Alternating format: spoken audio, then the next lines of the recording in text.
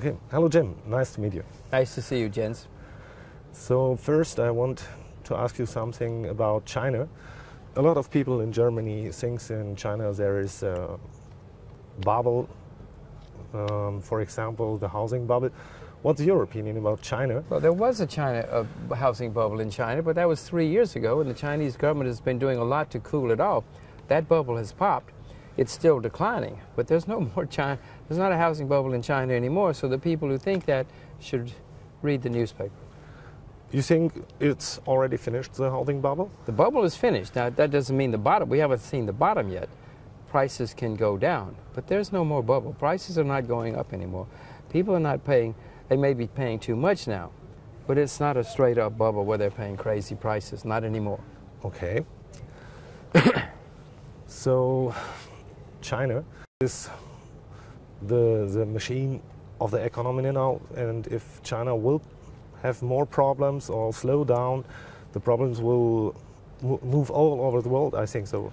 Well, China has been trying to slow down things, trying to pop its housing bubble. It's been trying to cool off inflation. They're doing the right thing by trying to cool things off, if you ask me. But let's say that China starts growing again. Jens, China cannot save us. The Chinese economy is 1/10 the size of the American and European economy. Let me repeat. Europe and America, the economy, is 10 times as big as China. No matter what China does, it cannot save the world. It's small, even if they boom. And the rest of us make mistakes, especially when you throw in Japan. I mean, China's nothing. India's nothing. India's is only 1/3 the size of China. So China cannot save us. It cannot destroy us. It can have an effect, but it's not big enough to save us. Not yet. Maybe someday. Later. Maybe someday later. Yes. I will ask about the Chinese shadow bank system. It's called a really big problem in the European news. What's your opinion about this? Well, all countries have what you call a shadow bank system. In America, we had subprime lenders, hedge funds, many ways that you can have a shadow banking system. Sure, they have one in China. Is it good? We don't know. We'll find out. Many people say it's not sound. We'll find out if it's sound or not. Most of the time when people develop shadow banking systems, they ultimately cause problems. I suspect that eventually it will in China too. Will it ruin China? I doubt it. It'll cause some problems. Let me tell you, Jens, in America, in the 19th century, America was on the rise. But in the 19th century in America, we had a terrible civil war. We had many depressions with a D. We had very little rule of law. We had hardly any human rights. We had periodic massacres in the streets. America was a mess in the as recently as 1907, America went broke. Washington went broke. Wall Street, New York went broke. Everybody collapsed. Just as America was on the verge of becoming the greatest country in the 20th century. China's going to have lots of problems. But in my view, China will be the most important country in the 21st century. My children speak Chinese. If I start seeing problems in China, I'm not going to tell my children, stop speaking Chinese. Let's move to Europe and learn Danish. I'm not going to say, let's go to Europe and learn Estonian. No, my children are going to continue, or Norwegian. My children are going to continue to speak Chinese because it's going to be an extremely important country. Okay. What about the commodity markets for the future? It's everything okay and the prices were rising up, or what do you think about this? Because some people speak of a gold bubble. Do you think there is a gold bubble now?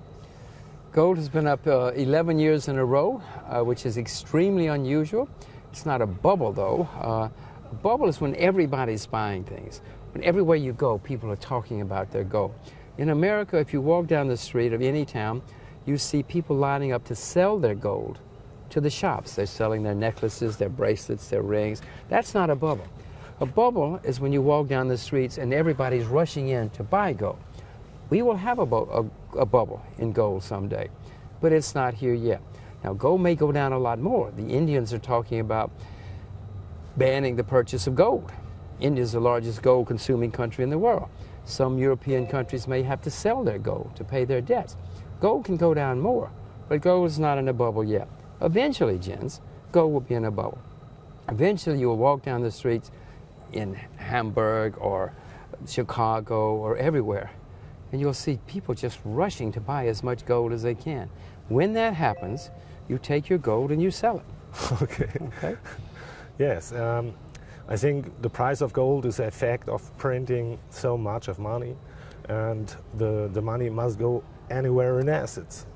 And so it's possible some people talk about gold prices from 10,000. I think it's not important how much, because if gold costs $10,000, you can buy anything else. If they continue to print a lot of money, and if the value of the paper money turns into confetti, it doesn't matter what the price is. You're right. The price could be $1 million because the money is worthless. But gold will hold its value. But other things, silver will hold its value. Rice.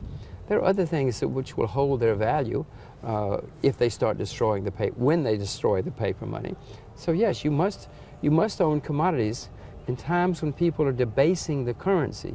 The only thing you can do to save yourself and to make money is to own real assets. Whether that's rice or silver or oil, you must own real assets in times like that. What's your opinion? What's the best way? More than silver, more gold? Where? Well, today I had rather buy silver than gold. I'm not buying either today, but if I were buying either today, I would buy silver, only because it's down more than gold on a historic basis. But if gold were down more, I'd say buy gold. It's just today, as we're speaking, silver's down more than gold is. It's cheaper. It's cheaper on a historic basis. Yes. On a historic basis, yes, it's cheaper. Normally it's about 1/15, right? Yeah. Today, as we're speaking, silver is cheaper than gold. I'm not buying either today. But if they go down, I'm not selling either. If they go down, I hope I'm smart enough to buy more, and maybe buy a lot more. Yes. What's your opinion about the Switzerland franc? I'd rather own the Swiss franc than nearly any country, any currency in the world. I'd rather own it than the U.S. dollar. I own the U.S. dollar. I'd rather own it than the euro. I'd rather own it than the British pound. I'd rather own it than most currencies in the world right now. What do you think about the U.S. industry? They serve it out to China, to India, to any other country where the people will work for money. I think a lot of US people think money works. But in my life, I've never anywhere have seen working money. Only working people. Right, you're exactly right. I'm not terribly optimistic about the future of American industry. America is now a high-cost place to do business. It has huge legal fights, legal expenses, lawyers' fees in America, huge debts, huge regulations. So America will have some recoveries, but mainly America is in decline now. It's not going to fall off the face of the earth. America's going to be there a long time, but it's basically now in relative decline. We don't have very good education in America. We don't have good health care in America. There are many problems in America, so I've moved to Asia. What's your wish for America? My wish for America is my wish for every country. My wish for every country in the world is you discover a lot of oil in your city, in the cities, and it's easy to pump. You discover a gold mine as well. You discover a huge wheat field over here where the wheat grows by itself. Nobody has to work.